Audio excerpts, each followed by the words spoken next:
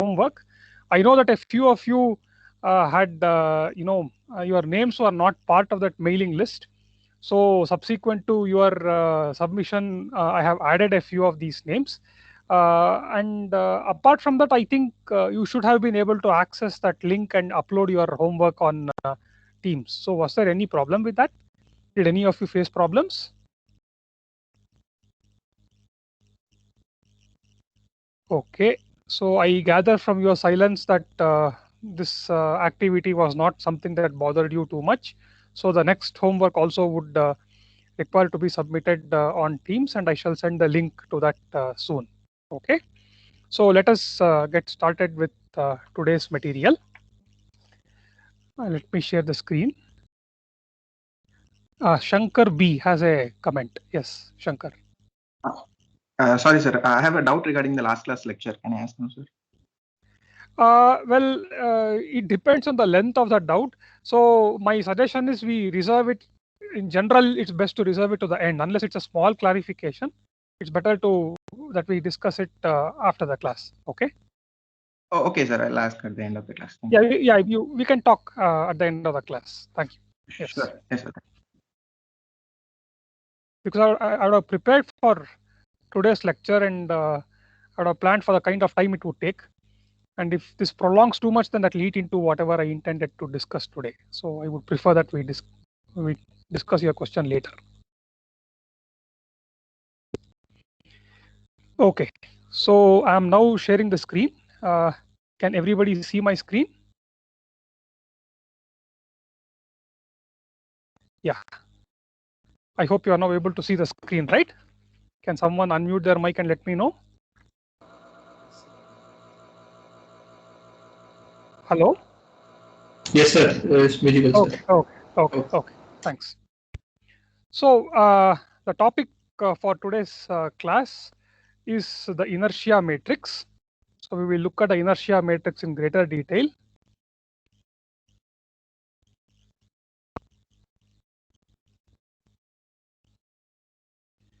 And before we start to look at that, let us first recap and remind ourselves why we are talking of inertia matrix in the first place. So we went about deriving the dynamic equations of motion of a rigid body, and that was called the Newton-Euler equations of motion.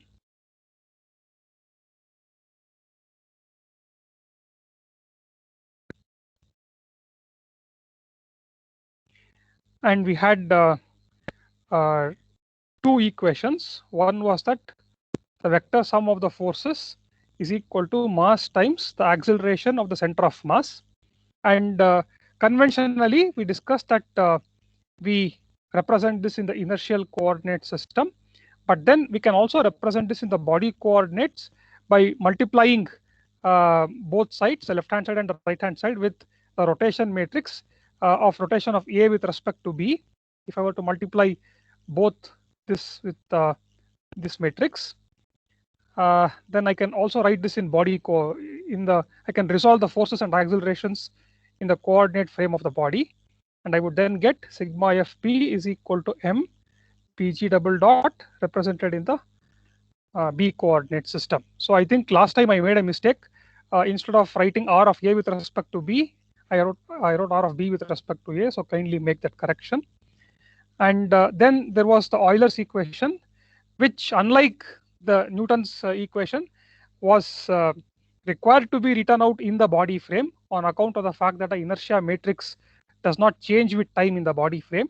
So the vector sum of all the moments of forces m in the body frame is equal to IB omega B dot plus omega B cross. So this is omega represented in the body frame.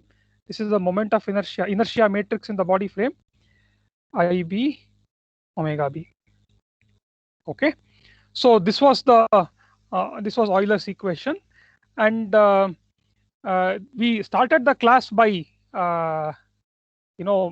putting these two equations out, and then noticed how the second equation was so substantially different in structure compared to the first, which is very similar to Newton's second law, F equal to ma. that our curiosity drove us to understand how one would get this relationship between moment and angular velocity and angular acceleration from something that looks so superficially unlike this particular equation in its structure. So along the way, we coined this notion of the angular momentum, and that if we define it about the center of mass, you can define it about any point in space, and if you define it about center of mass, it's rho cross, where rho is the relative position of any point in that rigid body with respect to its center of mass, p dot tm, where p dot is the velocity of that object. The way the velocity is represented could depend on, you could represent it in the b coordinate system as well as in the a coordinate system, and this is integrated over the volume v. And we noticed that for the special case of a rigid body, the angular momentum expression takes on a simpler form. It can be written as some inertia matrix Ig times omega, where omega is the angular velocity. So this inertia matrix, however, will be a function of time if we compute the angular momentum in the inertial coordinate system. However, it will be a constant if we compute it in the body coordinates. So that's why we wrote out the equation in body coordinates, and we could show that the derivative of hg with respect to time was equal to the sum of the moments, both in A or B coordinate systems. And in B coordinate system in particular, h dot b about h dot of g about the in the B coordinate system, we could write it out as I omega dot plus omega cross I omega, all in the B coordinate system, and that was equal to the sum of the moments. Okay, so this was the famous Euler's equation. And we ended the class on the note that whatever is applicable for about the point G is also applicable about another point O, which is not coincident with G, provided that point is fixed. In other words, the rigid body is rotating about that point. Similar equations can be written. I can write HO as some IO times omega, okay, not H dot O, is HO, okay, and I can replace this subscript G here, IG, subscript G with O everywhere, provided that point O is fixed, okay, and this problem is a straightforward extension of whatever we have derived here. Euler's equation about the center of mass, however, doesn't require the center of mass to be fixed, okay. Regardless of whether the point G is fixed or moving, I can write this down for that point, this particular equation down. However, if the point O is fixed alone, can I still write this equation about that point O, okay. So I can also write therefore that H dot O is equal to, in the body coordinate system, is equal to IO omega dot plus omega P cross IO omega. Okay, so this was where we stopped, and the rest of I mean the next 2-3 lectures would be devoted to understanding these equations and applying them to engineering examples, to systems of interest to us. So we return to this particular term here.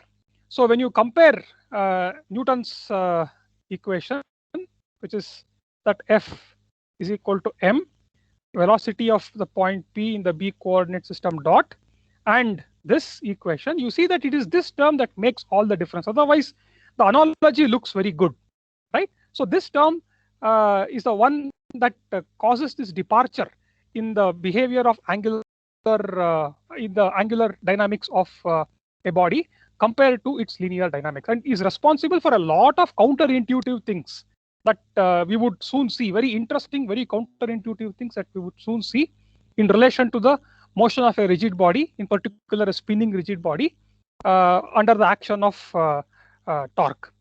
So at the heart of the existence of this term is the fact that the angular momentum, which is I0 omega, whether it is in the B frame or the A frame, doesn't matter, is not aligned with the angular velocity. Okay, otherwise, if these two vectors were aligned, then this cross product will go to 0. It's simply because these two vectors in general are not aligned do we have this term, and therefore we have all these interesting phenomena exhibited by rotating rigid bodies.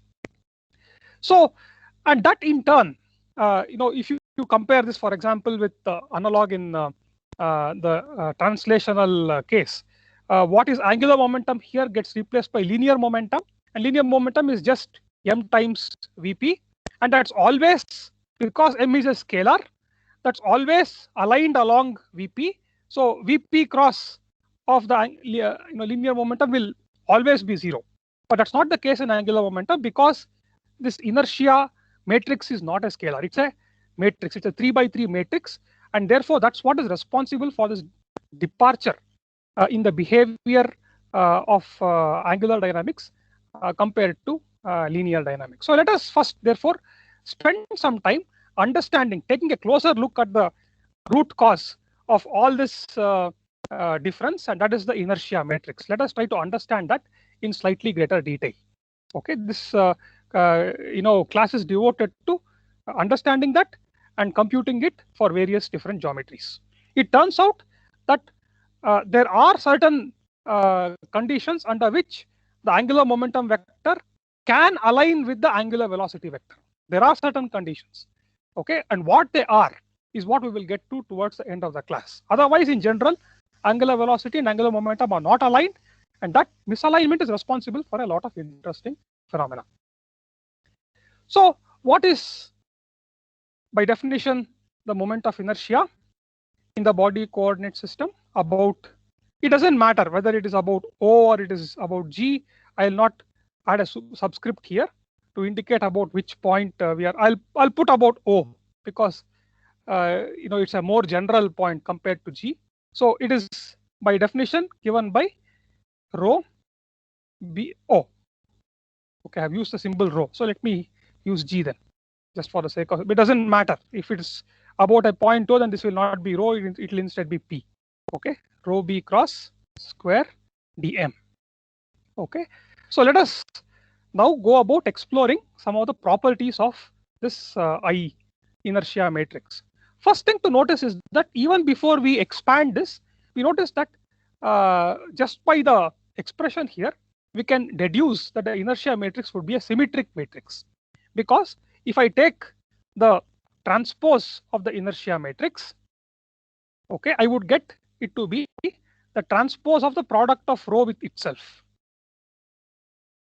minus of this whole thing transpose, right? And that in turn, so A times B transpose is B transpose times A transpose, and that is, therefore, since the two are identical, this is again rho transpose times rho transpose dm, and we know that rho cross, that position matrix is a skew symmetric matrix. So the transpose of that matrix is just the negative of that matrix. So this would be therefore minus of minus rho cross times minus rho cross dm, and that in turn gives me back the same expression, rho cross dm, which is therefore again equal to IB itself. So therefore from this already you see that it has to be a symmetric matrix. Its transpose is equal to itself. What is its structure? Let us briefly obtain it. So I B G is equal to, by definition, the product of these two matrices 0 minus rho Z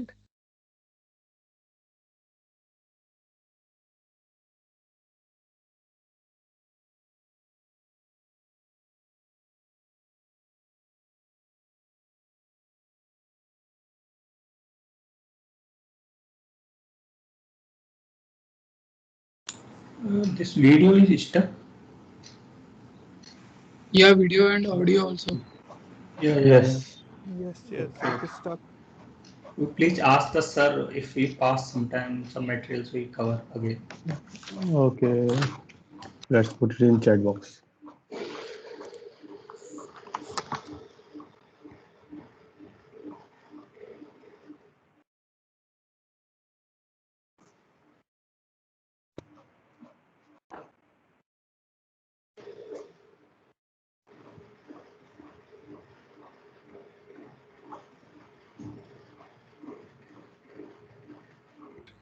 DM.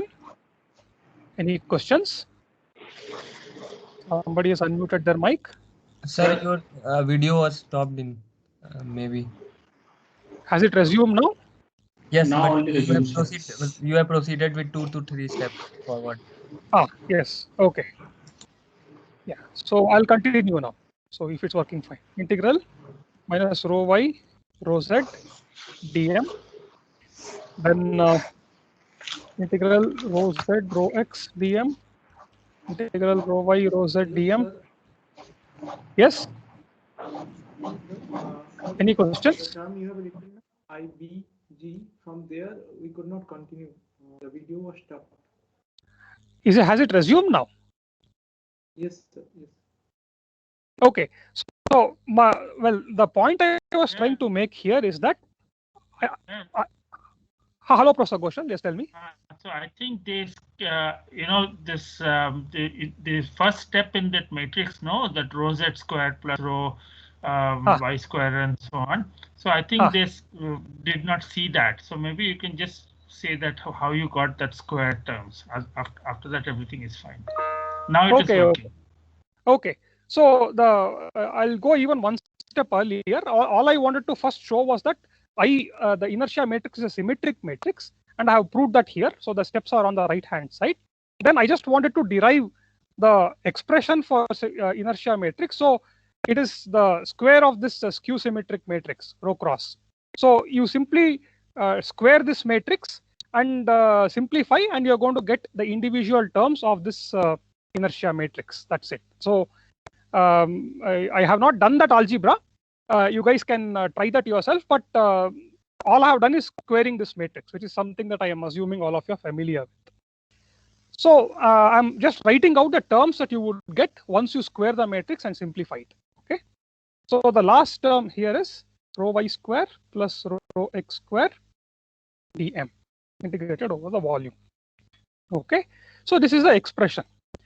So as you can see from this expression, the inertia matrix firstly depends upon the orientation of the coordinate system that you have picked, even about the center of mass, for example. So if I were to rotate the coordinate system by 90 degrees, let us say about the z-axis, then what was x-axis becomes y-axis, what was y-axis becomes x-axis, and therefore, or maybe minus x-axis, and therefore, wherever I have rho x, I should replace it with rho y and so on and so forth. So you see that there will be some interchanging of terms that will happen if I were to rotate this coordinate system by 90 degrees about the z-axis. More generally, therefore, I just gave that as an example to point out that the structure of this matrix is dependent on the orientation of the coordinate system. So if you choose a different orientation, the inertia matrix will have a different set of entries. Of course, the new entries will be related to the old entries, and exactly how they're related is of interest to us. So that's one thing that we will look at.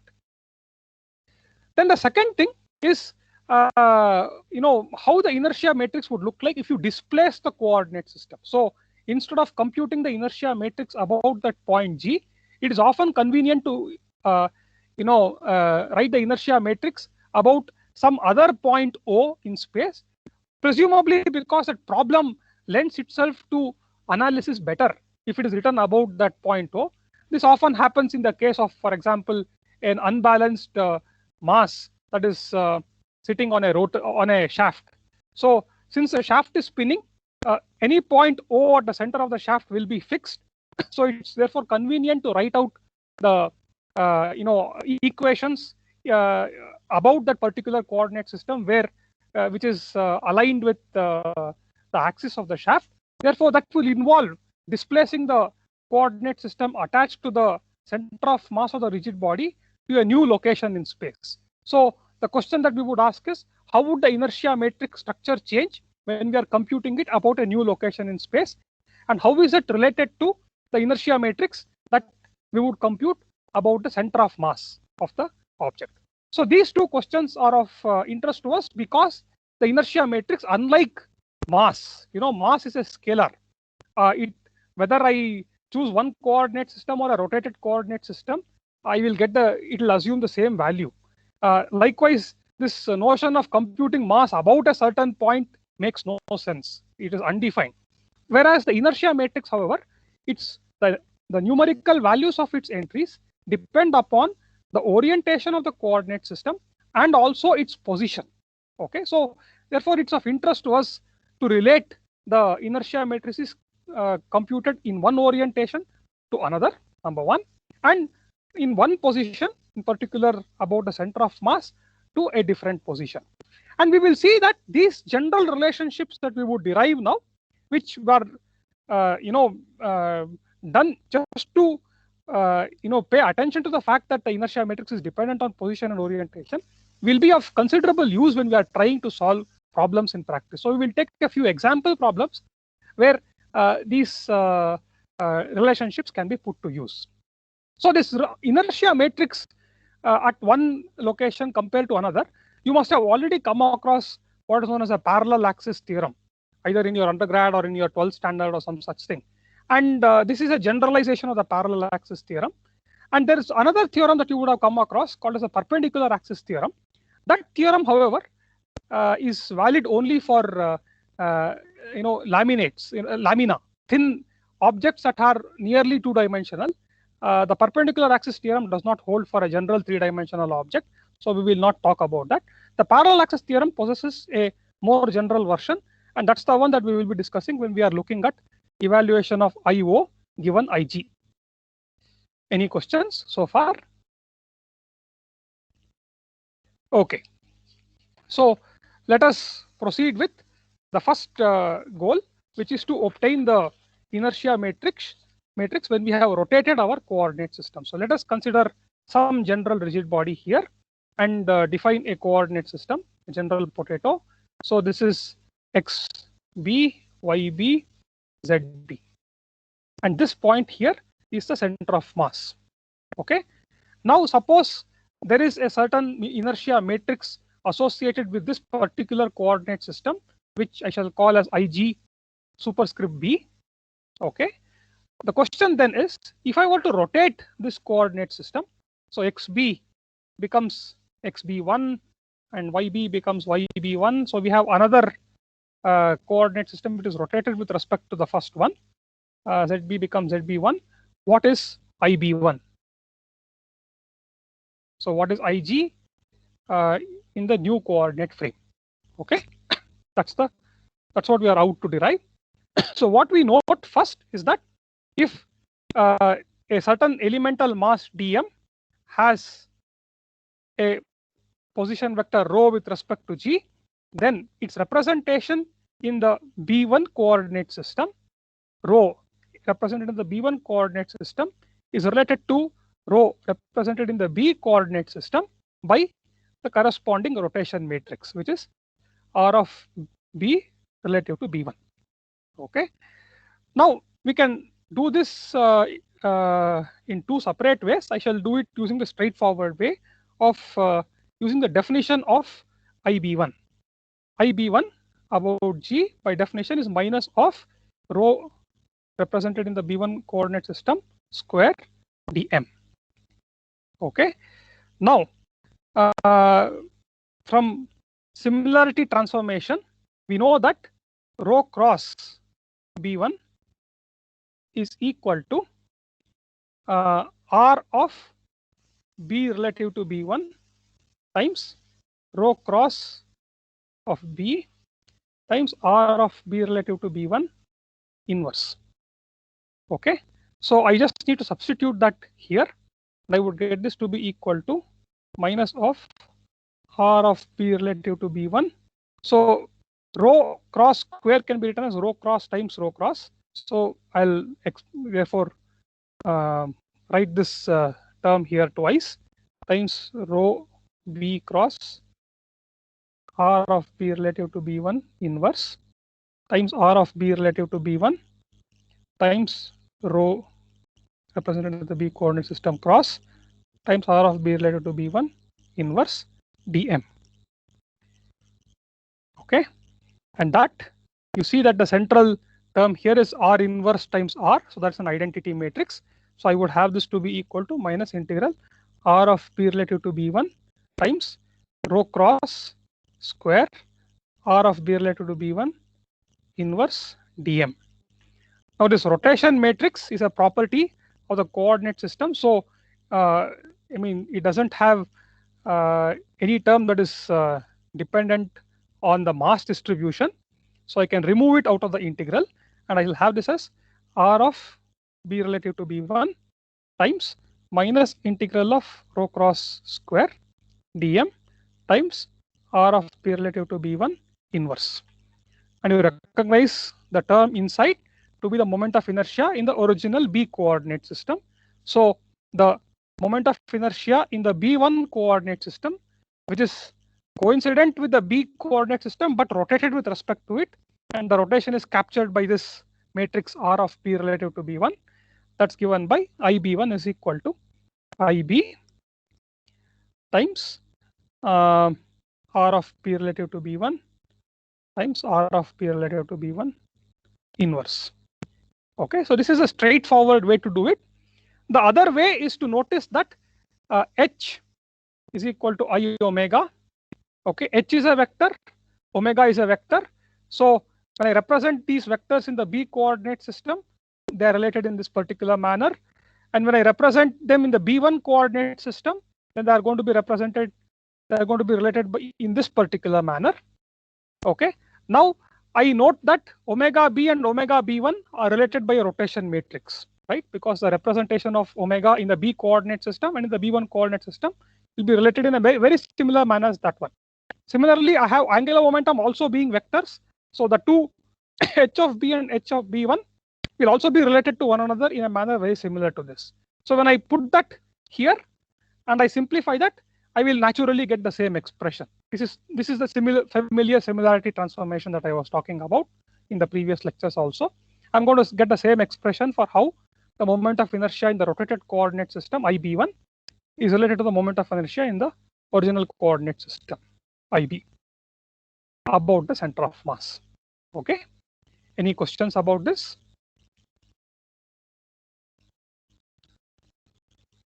Okay, so then let us proceed to the next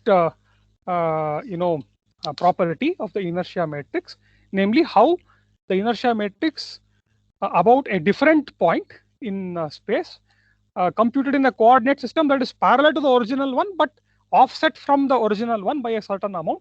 How does it relate to the inertia matrix about the original point?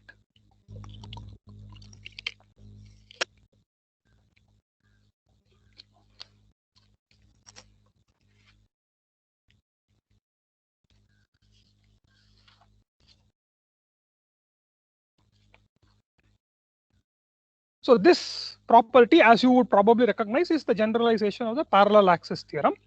So if, let us say again, I have a rigid body and I have the center of mass G, which is a very important point as we saw, and I have a coordinate system XB, YB, ZB, and then I have another point O, and I now define a coordinate system XB1, YB1, ZB1, which is parallel to the first one but offset from it in 3D by a certain vector D. Okay, so the origin of the B1 frame is offset from the origin of the B frame by a certain vector D, but the orientation of the B1 frame is the same as the orientation of the B frame. Okay, so let us pick some point here, elemental mass dm, infinitesimal mass dm. With respect to the first coordinate system, let us say the position vector is rho. Then what is the position vector of that mass with respect to the origin of the second coordinate system? What is this? Let us say we call that P. You see that P is equal to let me define D differently. It doesn't matter how I define it. Okay, let it remain this way. It's all right. No, let me put it the other way around. So let D be the position of the center of the first coordinate system with respect to the second. It doesn't matter whether it is this way or that, but this equation looks simpler if I represent it that way. You see that P is equal to rho plus D, where D is the position of the origin of the B frame with respect to the B1 frame. So they are both body fixed coordinate systems. Okay, B1 is not an inertial coordinate system. It's just that it is not coincident with the center of mass. That's it. So what is the inertia matrix computed in the B1 frame? Again, by definition, IB1 is equal to minus integral. Instead of rho, I have to use a general position vector P now, P cross square dm.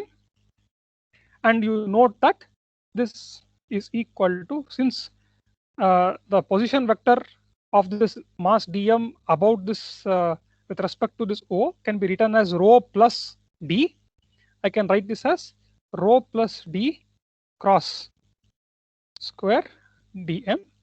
And from this, there's a series of algebra. So this, you see that rho plus d cross can be written as rho cross plus d cross. So we have this to be equal to rho cross matrix plus d cross matrix square dm. There's a minus sign here, and I shall call this I about some point O. Okay, now I can write this, I can expand this out, and I can write this as minus integral of rho cross square dm, okay, minus integral of d cross square dm, okay, and then there is going to be a term of the kind integral rho cross times d cross dm, and another term of the kind d cross times rho cross dm. So when I multiply these two matrices, is what I get. Okay. So let us first focus on these terms, because these terms will just vanish in a minute. You see that d cross, is not dependent on the mass distribution, so I can remove it out of the integral. So if I focus on just one of these integrals, let us say rho cross d cross dm, I can write it as integral rho cross dm times d cross. Okay. Now, what are the elements of this matrix integral rho cross dm? You will have terms like 0, integral minus rho z dm, and then the third term will be integral rho y dm, etc., etc. Okay. So this mass weighted with its displacement from the center of mass. Okay, those will be the elements of this particular matrix, and that will again be a skew symmetric matrix. But then you know that by definition of center of mass, integral rho dm is equal to 0. This is actually a vector equation, right? So it has three components. Integral rho x dm is 0, and that's also equal to integral rho y dm and also integral rho z dm. Okay, so therefore you see that this entire matrix here, rho cross dm will go to 0. It will have only 0 entries everywhere. Okay, and that multiplying d cross will also go to 0. Hence, in a very similar manner, this other integral will also go to 0, and we will be left with only these two terms in the at the top. I shall just write that down separately. I of b1 therefore is equal to integral minus rho cross square dm about the point O, and minus integral d cross square dm. Okay. Now you realize this minus integral rho cross square dm to be equal to the moment of inertia about the center of mass in the B coordinate system but since B and B1 are coincident, are parallel to one another, it can also be written as about the B1 coordinate system minus D cross can be removed because again there is no dependence of D cross on x, y, z on the mass distribution. So integral dm will simply be equal to m. Okay, so this is the expression that relates the moment of inertia about the center of mass to moment of inertia about any other point. Okay, in fact, I think you can. I don't know whether it is possible to generalize this easily for any 2 points. Probably not. So I think we'll stop with this. So the moment of inertia about the center of mass and moment of inertia about any other point are related by this particular expression. Okay, so there is a physical interpretation to this. What is minus m d cross square? By definition, if you see that this is the moment of inertia of a point mass which is situated at the origin of the B coordinate system about the origin of the B1 coordinate system, namely the point O. Okay, so that's the physical interpretation of this second term, minus m d cross square. You put a point mass at the location D, then by definition its moment of inertia will be minus m d cross square. Okay, so the expansion for this, of course, will be something like minus m times dx square, dy square plus dz square, and this will be dx dy. I think dz dx dy probably, and dx d subscript x and dz. There'll be a plus sign here and a minus sign here, and so on and so forth. So the structure of this will be very similar to what you had for the the inertia matrix. So I'll just flash that once more. I have shown this here. This is a structure for the inertia matrix, right?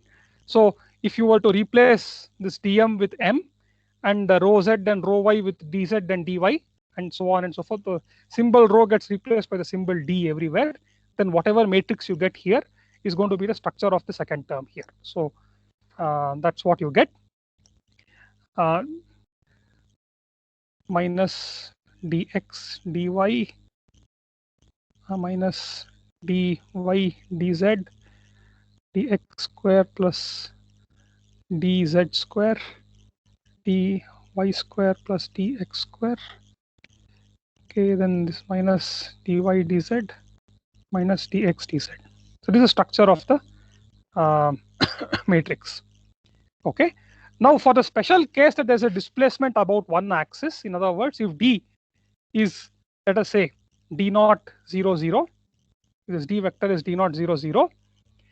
So you have, let us say, the point O is displaced with respect to the point G only along the x-axis of this B coordinate system by an amount D naught, then this term here would become equal to m times dx and dy will go to 0.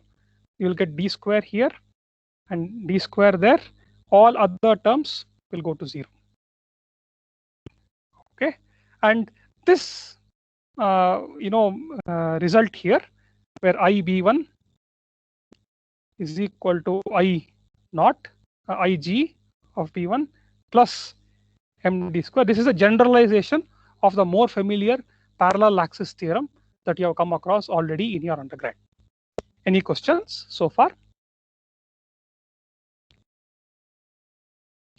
Okay, so most of this is straightforward algebra, just studying the structure of the inertia matrix and how it changes with displacement or rotation of coordinates. So Malleshwar Rao has a question. Sir, am I clear? Am I audible? Yes, you're audible. Kindly go ahead. Sir, the parallel axis theorem should be between any 2 points, or one of the points should be the center of gravity. Correct. One of the 2 points should be a center point, is it? Yes, sir. What was your question? That parallel axis theorem is between any 2 points, or one of the points should be the center of mass? One of the points has to be the center of mass. Okay. I am not very sure about whether it is true for any 2 points. I don't think it is true for any 2 points. one of the points has to be a center of mass. Okay. Okay, sir. Yeah. Any other question? Okay. Sir. Yes. This sir, B1 and B frames are both are in same coordinate frame. Na? I mean, these are two different points only. Na? So B1. So these two frames are, the axes are parallel to one another, but their origins are offset from one another by a certain amount, d. Okay. Means coordinate frame is same, sir. The coordinate frame, when you say coordinate frame is same, I don't agree with you. They are not the same because there is a displacement of the origin of one with respect to another. That's why we have given two separate names. But their axes are parallel to one another. Okay. So, sir, suppose both are inertial frame, or I'm talking about that frame like A or B. Both are not inertial frames. They are both frames fixed to the body. So if the body both is frame. Okay. Sir, this is both only fixed to the body. Okay. Both frame fixed to the body. Okay, sir. That is Yes. the doubt. Okay. Yes. Okay. Thank you. Yes.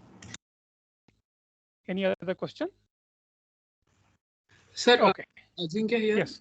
Sir, we have taken integration of rho dm equal to 0 in the proof. So I think O should be the center of mass. Am I right? Correct. Okay. That's also why I said that these cannot be two arbitrary points and so on. One of them has to be the center of mass. Otherwise, that rho dm integral will not go to 0. Okay. Yes, sir. Thank you. Yeah. Any other question? Okay. So let us use this to solve a problem. Just for the sake of practice, I shall not solve the problem in its entirety, but just give some pointers on how to go about solving this problem. So if you see here, one of the headaches that we have to confront is to compute this very complicated looking integral. Of course, you may be able to relate the moment of inertia at a different point after computing IG.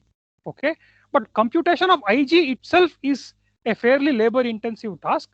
To an extent, it is, computation of IG is facilitated by appropriate choice of axes. Okay. In particular, if you choose some axis of symmetry as the axis of your B frame, then you notice that these cross terms rho x, rho y, and rho x, rho z, and so on, when integrated over that entire volume, will go to 0. Okay, so if you pick the axis of symmetry of the object as the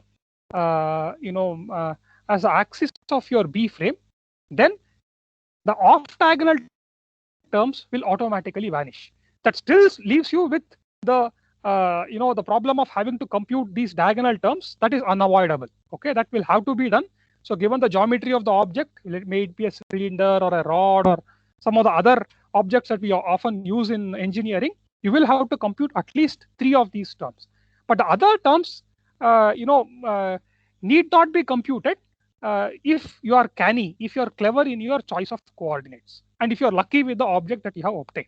So here is a problem which, if you were to go by brute force and try to evaluate this for that object, it's going to be a major headache. You won't know how to go about doing it.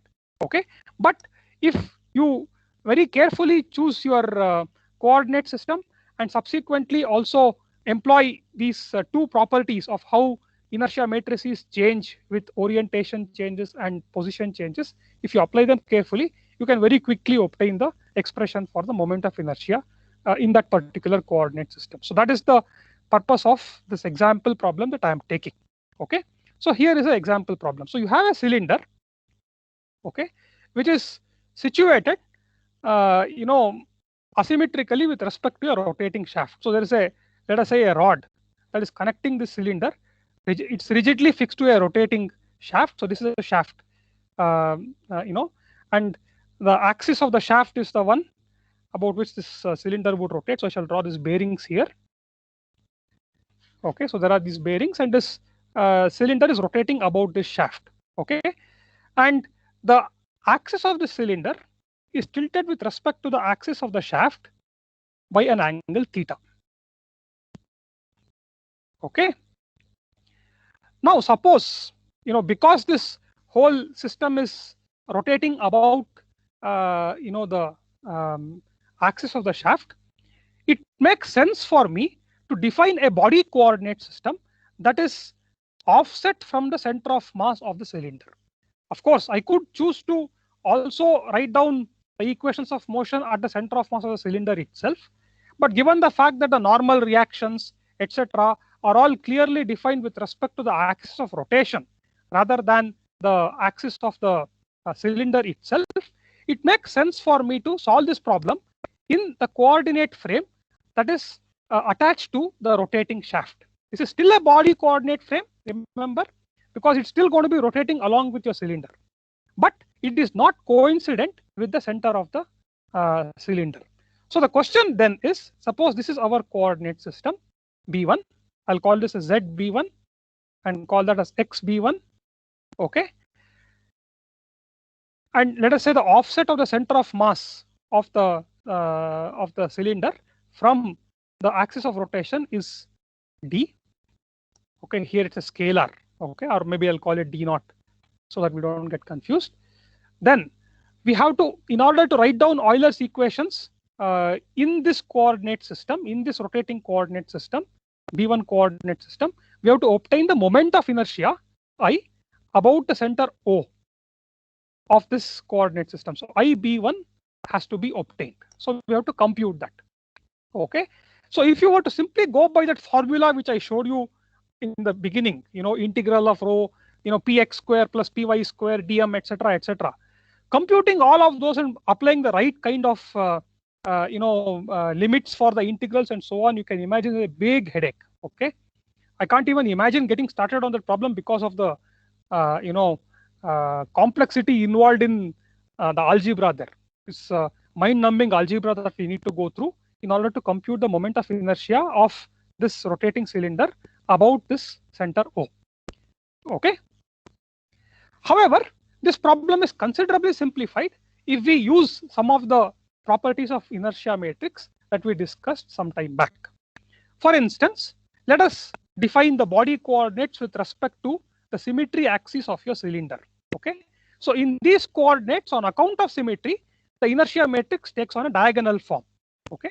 So the off diagonal terms, which are rho x, rho y, and so on, they'll get cancelled on account of symmetry. So this is, let me call this as ZB, and let me call that as XB. So I have now therefore, chosen to obtain the moment of inertia about this, but to do that, I don't directly compute it using that big formula that I flashed in the beginning, but instead use the symmetry in the problem and then coordinate transformations to get to the final expression for IB1. So what we need to note is that this coordinate system is not only offset with respect to the B1 coordinate system by an amount D naught, but it's also rotated with respect to the B1 coordinate system by an angle theta. So what I do therefore is I invent an intermediate coordinate system. Let me call that B1 prime. Okay, so this is X B1 prime and this is Y B1 prime. Sorry, Z B1 prime. So this intermediate coordinate system is coincident with the center of mass G, but is rotated with respect to the first coordinate system by an angle theta. Why did I choose this intermediate coordinate system? It's because this intermediate coordinate system can then be viewed as just being displaced from the from the B1 coordinate system by an amount D naught, and that allows us to obtain the moment of inertia about O if I obtain the moment of inertia about G in the B1 coordinate system, sorry, B1 prime coordinate system. Then there is this relationship between the B coordinate system and the B1 prime coordinate system. Here, the two origins are coincident. The two coordinate systems have their origins coincident. So this is not Y, this is X. Okay, but the B1 prime coordinate system is obtained by rotating the B coordinate system about the Y axis by an angle theta. Okay, then I can obtain the moment inertia matrix in the B1 prime coordinate system first by using the first result that we derived, where the moment of inertia of two frames rotated with respect to one another was derived. And subsequently, we use the parallel axis theorem in its generalized form to obtain the moment of inertia about the point O. So this is the approach. Any questions about the approach?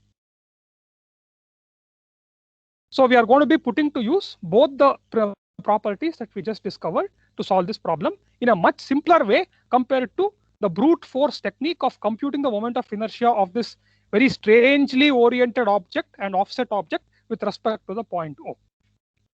So the first part is to obtain the moment of inertia of the cylinder about its center of mass, and that is in the B coordinate system, whose axes have been chosen in the manner shown here. One of this is coincident with the axis of the cylinder, the other is this one, and the third is perpendicular to the plane of the paper and is parallel to the y-axis of the B1 coordinate system. That is how we have chosen this coordinate system. Okay, so IGB1 is going to be a diagonal expression for reasons of symmetry that I talked about. We will come to this, we will revisit this diagonalization sometime later. Okay, so I shall write out the expression. This is something that you must have done in your undergraduate days or while or your 11th standard or 12th standard, computing the moment of inertia of an object about different axes. So it's a simple problem in integration, and it turns out that for a cylinder of height h and radius r, the expression is 1/12 m times 3r square plus h square. That is the first expression here. The second one is 1/12 m times same one 3r square plus h square. The last one is mr square by 2, and other terms will be 0. Okay, so this I have not derived it here, but I'm assuming that you know how to do this, how to compute this integral and obtain the moments of inertia, for in a coordinate system which is coincident with the symmetry axis of your object. Any questions about how this can be obtained? Okay, I assume then that we are good. Now, the next thing is to obtain the moment of inertia about the point B1 in the coordinate frame B1 prime about the same point G. Okay, and that would be given by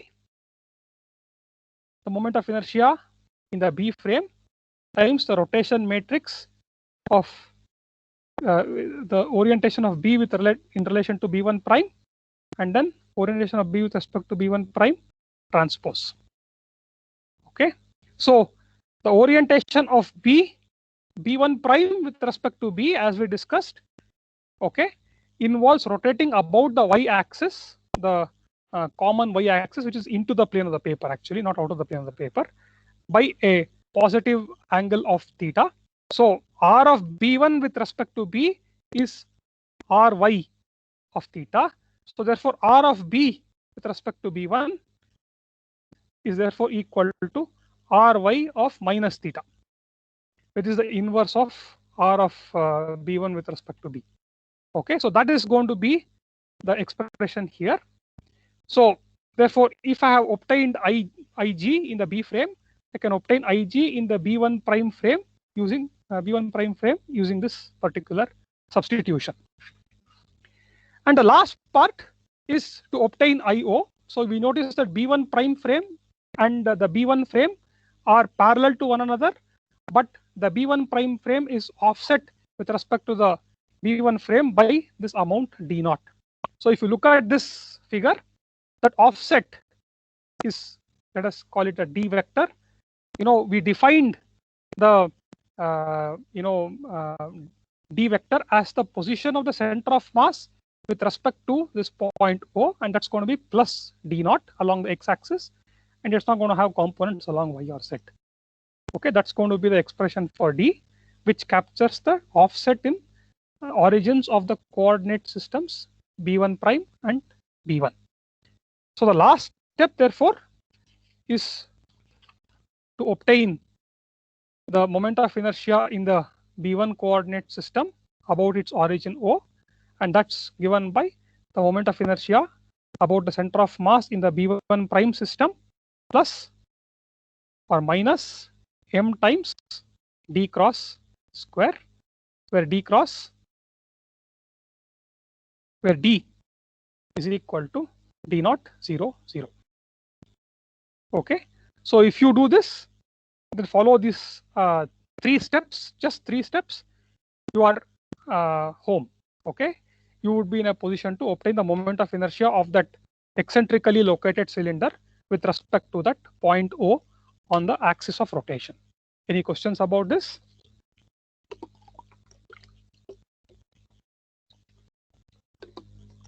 Hello, sir. Rishikesh? No, sir, it's Subhadip. Subhadip, okay, Subhadip, yes. Yes.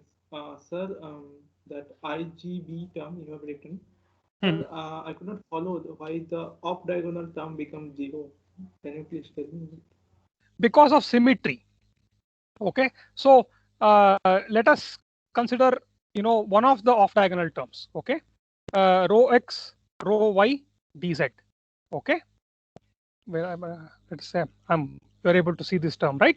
Now I'm looking at the cylinder in cross section. Okay, so this is the x-axis, this is the y-axis. Okay, so let me consider an elemental mass, an infinitesimal mass dm. So for every incremental mass dm here, I have a corresponding incremental mass which is at rho x and rho y.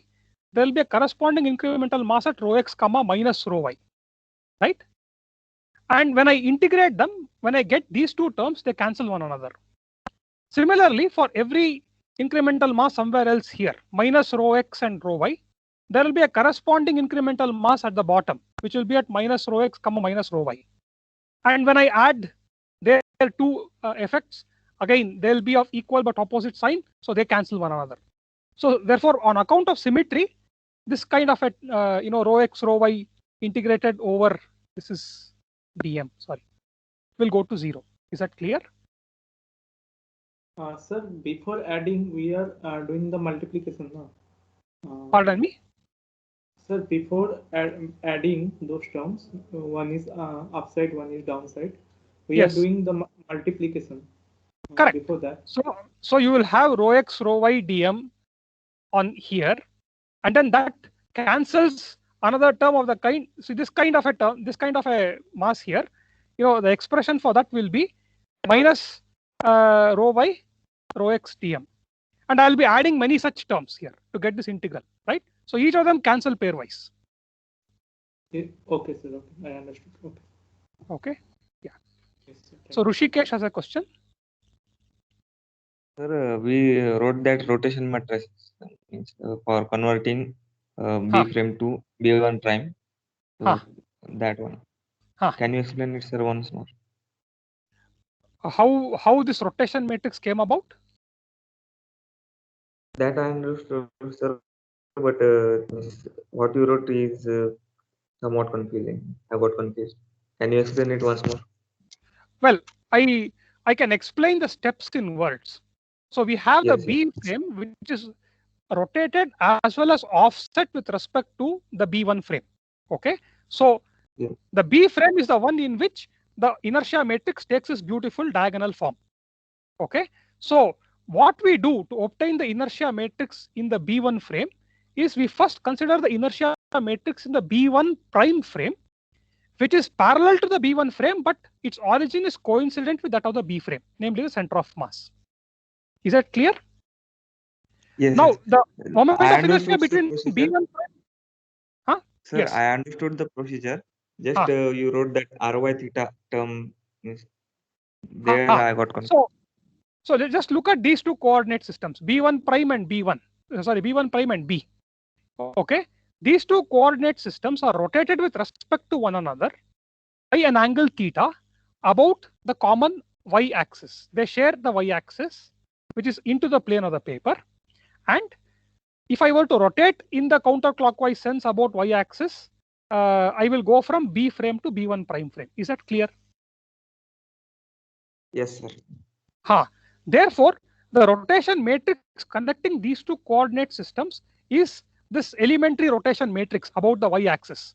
Okay, if I have to go from B1 to B, it will be Ry of theta. If I have to go from B to B1, it will be Ry of minus theta. Sir, it should be B1 prime, na? Sorry, you are right. B1 prime, which is also going to be the same as B1 because the two are parallel. Yes, but yes, what I was yes. intending to write here was B1 prime. Yes, that's why Okay. I got confused. Yes. Okay. Okay. Any other question? Okay. So here is one other simple extension to this problem, okay, which involves a trick which you might have come across earlier. So let us say we have again a shaft, and this time we have a solid cylindrical block, you know, which is mounted on this shaft, and the shaft is rotating about its longitudinal axis. But this time there is a cylindrical bore at a small angle theta. Okay. At a small angle theta, there is a cylindrical bore. Now the question is, what is the moment of inertia of this cylindrical block about this point O, which is located at the geometric center of this cylinder and aligned in a manner similar to the previous problem. Okay, so this is xp1, this is zb1, and so on. Okay, so this involves a cylindrical block, but the block has a tilted bore with circular cross section. Okay, and the angle of tilt with respect to the axis of rotation is angle theta. And I want to obtain the moment of inertia of this block. How do I do it? That's the question about the point O. Now this involves a simple trick which you must have come across maybe in your 11th standard or 12th standard, which involves negative masses. So I can view this cylindrical bore, which is empty, as comprised of both positive mass as well as negative mass. Okay, so I can write this bore. Therefore, I'll just schematically draw it. I can write this bore which is tilted that way. Okay, I can write the cylinder with the bore as a solid cylinder. Okay, with its symmetry axis aligned with the axis of rotation, for which the inertia matrix takes on that very simple diagonal form which I showed earlier, plus a tiny cylindrical component of negative mass, okay, minus m, where m is the density times the volume of this thing, offset from the axis of rotation by the same amount. Let us say this offset in axis was d naught as before, and the angle is also theta, offset by the same amount. Okay, now the total moment of inertia about that point O is a moment of inertia of this guy, okay, which is, let us say, call I cylinder. Let me call I block. Okay, about the point O in the B1 coordinate system. And it so happens that given the coordinate system we have picked, you notice that the B1 coordinate system is the point O is coincident with the center of mass of this cylindrical block. Okay, so this takes on a diagonal form that I showed earlier. Okay, plus the moment of inertia of this negative mass about that point O. Okay, I'll call cylinder about the point O in the B1 coordinate system. Now this guy here, because the mass is negative, everything, the expression would be identical to what we derived in the previous illustration, but it will be multiplied with -1. That's it. And that gets added to the moment of inertia of this block to give me the moment of inertia about this point O of this object. See, this is a trick that helps you calculate the moment of inertia in an object which is otherwise difficult to compute. Again, if you start from the beginning, or even if you want to locate the center of mass of this kind of a object with this cylindrical bore, it's not a straightforward task. Okay, it involves a lot of labor, but you can save that labor by using this trick of viewing that empty area, that empty bore, the cylindrical bore, as a superposition, as an addition of a positive mass and a negative mass. That positive mass will get lumped with the rest of the mass of that cylindrical block and give you this uniform symmetric cylindrical block. Okay, and then this negative mass alone is taken separately and analyzed in a manner that we did before. Any questions about how we went about solving this problem? Okay. So with this, let us return to this diagonal form for the the inertia matrix. We saw that by arguments of symmetry. Of course, when we have to compute, I think the better way to provide motivation for this is that all said and done, you have this 9 elements that you have to compute, and we talked about 2 tricks which help you compute these 9 elements more easily. Now there is one more principle which allows us to reduce the computation of these 9 elements to just 3 elements. Okay, and that's got to do with the ability for us to represent an inertia matrix as a diagonal matrix in some coordinate system. And how does that come about? It's one of the most surprising results that you would come across in today's lecture. Okay, so the starting point for this process of identifying that coordinate system where the inertia matrix takes on a diagonal form is to notice that the inertia matrix about whichever point, whether it is O or G or whatever, and about in whichever coordinate system, B or B1 or whatever, is always a symmetric matrix.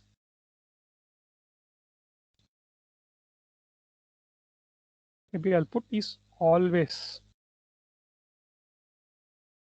a symmetric matrix.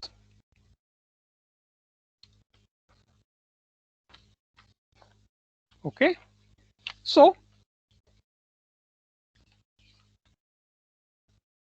the consequence of this, sorry, just a moment, I'm looking for the notes that I had made in connection with this. Yes. Now, linear algebra tells you that if you have a matrix A which is symmetric, which by definition means that A is A transpose, then this implies 2 things. Firstly, the eigenvalues of A are real. Okay. The second result, which is an interesting one also, is that the eigenvectors of A are orthogonal. So this has to be qualified somewhat. If the matrix A has distinct eigenvalues, then the corresponding eigenvectors are orthogonal to one another. On the other hand, if if it has repeated eigenvalues, then I can always find 2 vectors which are orthogonal to one another, which end up being the eigenvectors for those 2 repeated eigenvalues. Okay, so I can always find 2 orthogonal eigenvectors even in that case. So these 2 facts descend directly from linear algebra, and I am going to assume at this point that all of you are familiar with these 2 facts. Is anybody unfamiliar with this? Do you want me to discuss how this is derived? Okay, great. So I see that all of you are familiar with it. If not, any standard textbook in linear algebra will provide the proof to these 2 assertions. So the inertia matrix is a symmetric matrix, and any symmetric matrix has real eigenvalues and has orthogonal eigenvectors. Okay, what does that mean? If, let us say, lambda1 is an eigenvalue and v1 is an eigenvector, AV1 is equal to lambda1 v1, AV2 is equal to lambda2 v2, AV3 is equal to lambda3 v3. That's by definition. If vi I equal to 1 to 3 are eigenvectors and lambda I eigenvalues.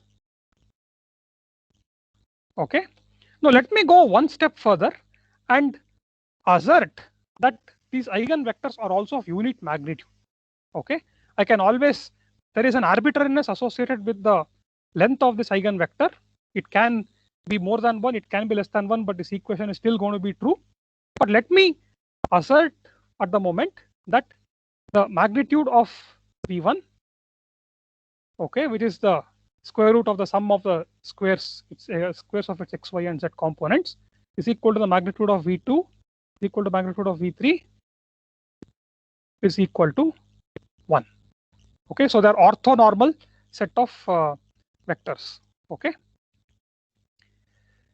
Then these equations here, I can concatenate these column vectors v1, v2, v3, and make a matrix out of it, v1, v2, v3, and I can write that as the same matrix v1, v2, v3 times a diagonal matrix lambda 1, lambda 2, lambda 3. Just this set of three separate equations have been put together using this representation. I have just concatenated these column vectors v1, v2, v3 to form this 3 by 3 matrix. Okay, I'll call this matrix as V.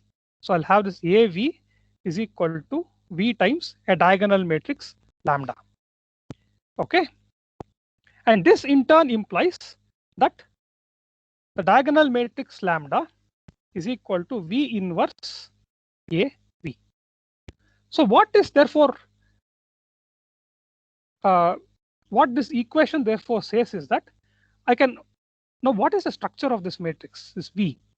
It has three columns which are orthogonal to one another, and the columns are of unit magnitude. So this is therefore a unitary matrix. So the English translation of this equation is that I can always find a unitary matrix that diagonalizes the matrix A, a symmetric matrix A. Okay, so this is what we inherit from linear algebra. How does this relate to whatever we are discussing now? It looked as though I had taken a unexplained departure, deviation from our discussion on inertia matrices and so on. First, we note that since A is a symmetric matrix, an inertia matrix can be a candidate A. So this can be the inertia matrix. Okay, about some coordinate frame V1. Okay, and here is this diagonal matrix. What is this V? It's a unitary matrix. And notice coincidentally that a rotation matrix is also a unitary matrix, right? So therefore, if I have this rotation matrix R of B with respect to B1, that can very well be written as the inverse of a unitary matrix. The inverse of a unitary matrix is also a unitary matrix. Okay. So if I were to write this as R of B with respect to B1 and then R of B with respect to B1 inverse, this expression brings us back to the real world, the world of this lecture in particular, because this expression is the one that we use to transform the inertia matrix in the B frame to the B1 frame. Okay, here is where we can borrow the lessons that we learned from linear algebra and apply it to the transformation of inertia matrices. Since inertia matrix is a symmetric matrix, there exists a rotation matrix R of B with respect to B1, which transforms this inertia matrix into a diagonal matrix. Okay, so this diagonal matrix, of course, has the eigenvalues lambda 1, lambda 2, lambda 3. But to be faithful to our discussion here, I shall call those eigenvalues not as lambda 1, lambda 2, lambda 3, but instead as I0x, I0y, I0z. Okay, so this is perhaps the most surprising result of today's lecture. Why is it so surprising? What this states is that let us take any object, any potato. Okay, this can be a shapeless object. It can be an asteroid. It can be something that doesn't have any shape. A piece of broken rock or whatever. What this states is that I can always find an axis. It need not necessarily be about the center of mass, but in particular, if you take the center of mass, I can always find a coordinate system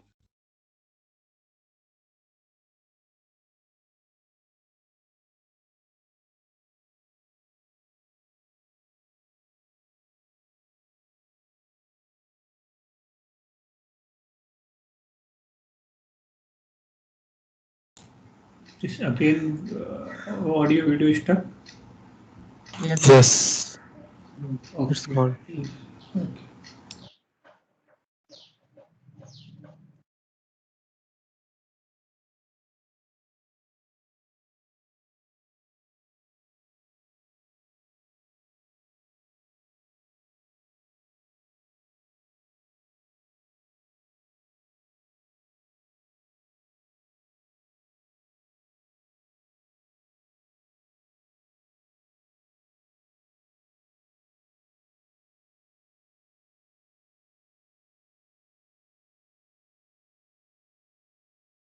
Sphere or any such thing. Any potato you pick, shapeless potato, I can always find a coordinate system, you know, and if I were to compute the inertia matrix in that coordinate system, I'm going to get a diagonal matrix. Yes, Ajinkya has a question. So in between we missed that you were saying no that we can represent any thing in XYZ. So audio video was stopped from then. I can represent anything in XYZ. What was it? Can you please? Sir, actually this inertia matrix you are trying to explain now. From that onwards, this video was stuck. So please try to explain this. Yeah, okay, here itself. Yeah, from here itself. So what I pointed out here is that if I were to pick the coordinate system of you know, in this particular case of a regular solid carefully to align with the symmetry axis of this solid, then intuitively it is clear to me that the inertia matrix in that coordinate system would be a diagonal matrix. Because of symmetry, these cross terms, as I discussed some time back, rho x, rho y, and rho x, rho z, etc., will go away, will disappear. So on one half they will cancel the integral on the other half and things of that kind. Or the integral in one quadrant cancels the integral in the other quadrant. So when I integrate over the entire volume, I get 0. So intuitively, therefore, it is clear to me that for a regular solid like this, I can get a diagonal matrix if I carefully choose the coordinate system about which I'm computing, in which I'm computing the moment of inertia. What is extremely counterintuitive, not at all obvious, and in fact, I would say is a direct consequence of you know, the properties of symmetric matrices, is that no matter what solid you pick, no matter how shapeless it is, it could be a very shapeless potato, it could be a very shapeless piece of rock, you can always find a coordinate frame in which the inertia matrix will have a diagonal form. The cross-axis terms will go to 0. That's the assertion that emerges from this analysis.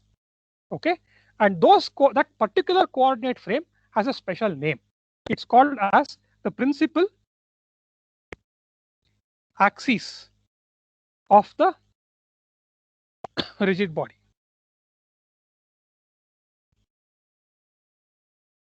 Okay, so this is the most surprising result, especially when you think of a shapeless object. When you have a shapeless object, it's not at all obvious why or how those cross terms, rho x, rho y dz, rho x, rho z dz, etc. Sorry, rho x, rho y dm, rho x, rho z dm, rho y, rho z dm. It's not at all clear, at least to me, why any of those terms, when integrated over the volume of the object, should go to 0 for a asymmetric shapeless object, shapeless rigid body, but yet they do. So there always exists a coordinate system in which the inertia matrix assumes a diagonal form. Ajinkya has a question. Yes, sir. So that can we say this that any shapeless body has some XYZ axis that are principal axis, which or it is symmetric? Absolutely, yes. Okay. So it is not symmetric about that. No. About which it is symmetric is wrong. Any rigid body has a principal set of coordinates. Coordinate axis is correct. It is not necessarily symmetric about it. But to get 0, all these 6 0, it has to be symmetric about XYZ axis. No, that is the surprising part, Ajinkya. That is the surprising part. Okay. It is in the argument that I made earlier. They became 0 because of symmetry. But here, even without symmetry, they are becoming 0 on account of the matrix I being a symmetric matrix. That's it. Okay. That's a surprising part. That's not you cannot identify an axis of symmetry for an inherently shapeless asymmetric object. Krishna has a question. Sir, it's about origin. This should coincide with the G, or it should not be? That's a good question. if you look at this analysis here, nowhere have we depended on the fact that this I is defined about the point G, right? Regardless of the point about which we are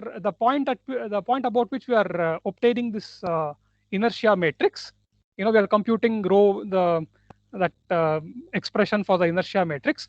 It's going to be a symmetric matrix. That's the property of that matrix. So some and therefore, offset point also we will find some principal axis there. Yes. So even if you have a point offset from it, there will be a coordinate axis unique to that point. Yes. Rushikesh has a question. Sir, it means that whatever point we choose, then at that location, we will get set of principal axis about which our inertia matrix will be diagonal. Diagonal, correct. Yes. Dinesh has a question. Sir, you are saying that it may not be that principal axis. So definitely in one potato shaped body will have set of symmetric axis. Correct. Then there may not need not have. A general shapeless object need not have symmetry axis. Need not have, sir? Yes. So it may have the independent, X independent, Y independent, that they may not all coincide together. No. You need not have any symmetry at all in a solid object, a general solid object. Okay? It's not as though you can have 3 independent axes which are not coincident and so on. No, there cannot exist for a general 3D object, there cannot exist axis of symmetry. Okay? There are special set of objects which have axis of symmetry, but the general object will not possess axis of symmetry. Okay, like sir, we are computing CG, sir, center of mass. So like that axis may not be there. Means CG also we are computing by taking all the masses, individual masses. Like that axis may not be there, sir. I think there is no symmetry axis. You have principal coordinates all the time. No symmetry axis. Oh, okay? They may not be symmetric. Okay. Yes, the object is not symmetric. The axes are not a symmetry axis, but you will still have principal axis. Principal axis are not the same as symmetry axis for an irregular object. Okay. Okay. But for regular objects, sir, it's definitely symmetry and principal both will coincide together. Let us just make that one corollary. If the object is symmetric, then the symmetry axis of the object are going to be the principal axis also. For a symmetric object, the axis of symmetry will also be the principal axis of the object when evaluated about the center of mass. That's the main thing. Okay, when I is obtained, is evaluated about G. For some other point in that object, again, they may not coincide with the symmetry axis, but if we are computing I about that point G, the center of mass, then for the symmetric object, the axis of symmetry will themselves be the principal axis. So Malleshwar Rao, I have a little bit more to cover. I'll then take your question. So the last point I wish to make, the significance of the symmetry axis is the following. The principal axis is the following. So let us say in the principal axis, as we discussed, the inertia matrix takes on a diagonal form, I0x, I0y, I0z. Okay. Let us say my angular velocity is along the x-axis of this principal coordinates. Okay. Let us say it is omega x 0, 0. Okay. What is the angular momentum going to be equal to? It's going to be equal to I0x omega x 0, 0. So you notice therefore that in the principal coordinates, if the angular velocity is along the principal coordinates, the angular momentum and angular velocity are parallel to one another. So this is one special case where angular momentum and angular velocity are parallel to one another. Otherwise, in general, they are not parallel. Even in the case where your angular velocity vector is a general 3D vector, when you multiply it with this matrix, you will get another vector which is not parallel to the angular velocity vector, even in the principal coordinates. But if the angular velocity vector itself is aligned with the principal axis, such as this, here either it's omega x 0, 0 or 0 omega y 0 or 0, 0 omega z, then the corresponding angular momentum will also be either along the x-axis alone or along the y-axis alone or along the z-axis alone. Okay. And the last part is how does the Euler equation look in principal coordinates? So we had this expression, right? That sigma m is equal to I omega dot plus omega cross I omega, all in the B coordinate system. So let us say this B coordinate system is the principal coordinate system. How does this expression look? We shall write that out and then end today's class. Okay. So since I ends up being a diagonal matrix, I shall not simplify it, but I'll just write that the x component of the moments is going to be equal to I0x omega x dot. Okay, I'll remove this superscript b also because we agree that we are talking of principal coordinates here, plus I0 y minus I0 z minus I0 y times omega x omega y omega z. Okay, so this is the expression for the dynamics along the x-axis. You see that there are these cross-coupling terms. Similarly, my is equal to I0 y omega y dot plus I0 x minus I0 z omega x omega z. And the third equation is mz is equal to, mz represents the z component of the moment m, I0 z omega z dot plus I0 y minus I0 x omega y omega x.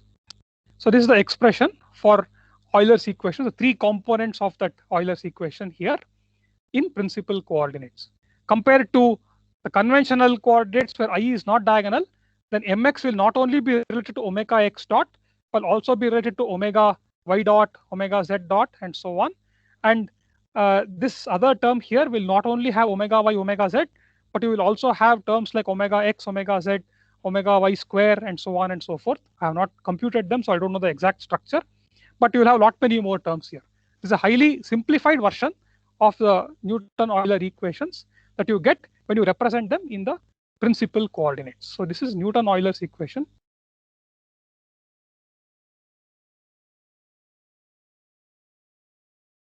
In principal coordinates. So we'll stop at this point. Do you guys have a class before 10 a.m.? Do any of you have a class before 10 a.m.? The reason is because in the next lecture we will be talking about applications of this to rigid body, to analyzing rigid body motion. I would like to start exactly at 10, or if possible a few minutes before 10 itself. So Deepak Kumar Gupta has a class, is it? Yes, sir. I was in class. You are also okay. Anyway, I will start exactly at 10, so that there are many examples that I wish to discuss, applying Newton-Euler's equations in principal coordinates and in other coordinate systems, and obtaining the angular dynamics and so on. So I will start exactly at 10. Normally I start at 5 minutes past 10. I wait for 5 minutes for you guys to join. Next class over, kindly join exactly at 10, and we will start right on time, so that we'll have those 5 extra minutes for us to discuss maybe 1 or 2 more interesting applications of these equations. Thanks a lot. So if you guys have any questions, I can answer them now. Yeah, Shankar B has a question. Hello, sir. Yes, sir. Sir, regarding the last lecture on derivation of Euler's equation, sir. Yes.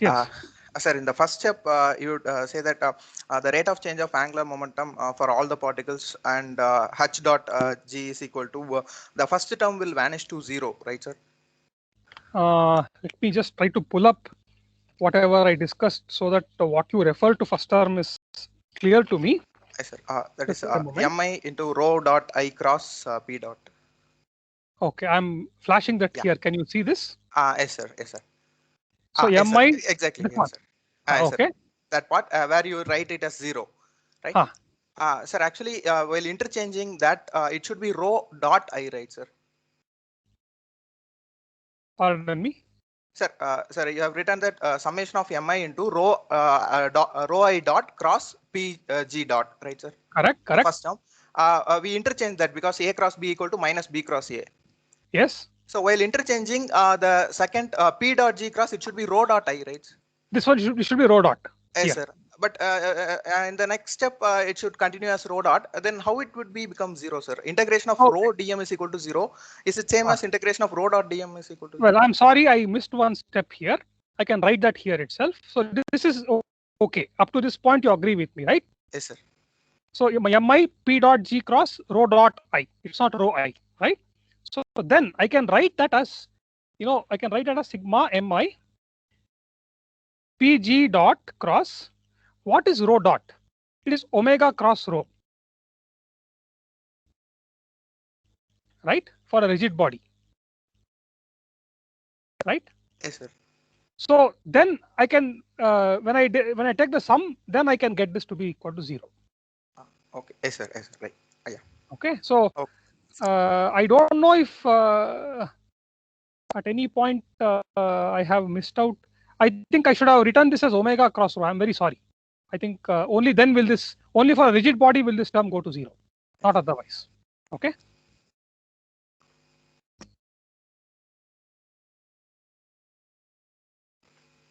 Malleshwar Rao has a question.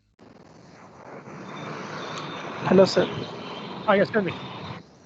Sir, if we directly proceed with the principal axis, then in case also the inertia matrix will be diagonal matrix or other. Pardon me, I didn't get you.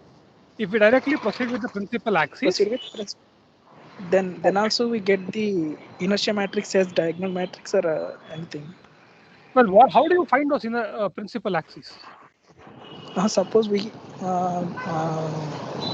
luckily we proceed with that. Yes, by definition, principal axes are both axes in which the inertia matrix takes on a diagonal form. Okay, so therefore your statement by definition, if you're computing the inertia matrix about that principal coordinate in the principal coordinate frame, then by definition it will end up being a diagonal matrix. What is surprising is that there actually even exists a coordinate frame in which for an irregular potato you can get a diagonal inertia matrix. That's the really surprising part here. Okay, that means that should be the symmetric axis. The non-diagonal elements should be. Yeah, it is not. See, if there exists axis of symmetry, then it is easy to see that the non-diagonal elements will be 0 in those if you choose those axes of symmetry, and therefore for such a choice, it is easy to see that your matrix will end up becoming a diagonal matrix. Okay, and therefore you conclude that for an object with axis of symmetry, such as a sphere or a cylinder or a cube or some such thing, the symmetry axes themselves are the principal axes. Okay, all objects possess principal axes, but only symmetric objects possess axis of symmetry. Okay, for symmetric objects, the principal axis will simply be the symmetry axis, because it is in those coordinate, in that particular coordinate frame, does the inertia matrix of diagonal terms go to 0. What is surprising, however, is that even asymmetric objects, even irregular objects, possess principal axes, although they don't possess symmetry axes. And those principal axes are always orthogonal to one another. They always exist. It's just that it is not clear how to identify them. We have to do it carefully by looking at the mass distribution, the shape of the object, and so on. Thank you.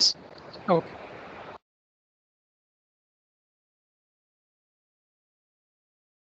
Any other question?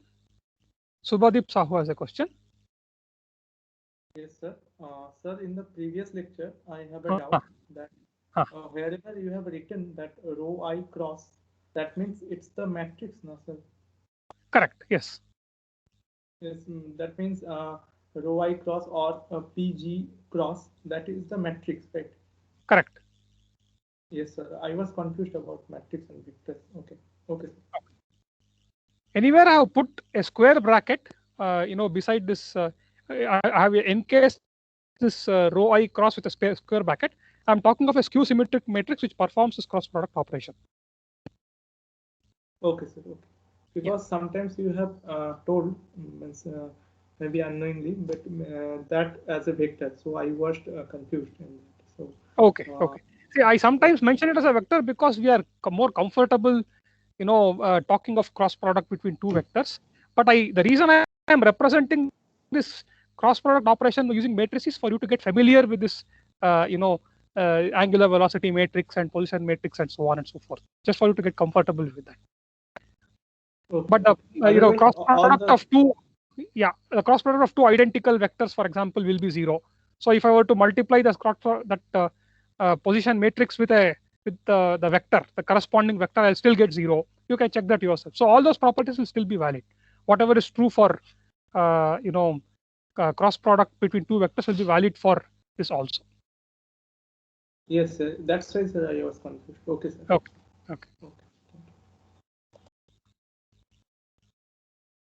Any other question? Okay. So if there are no further questions, I think we shall stop at this point. I shall sign out now.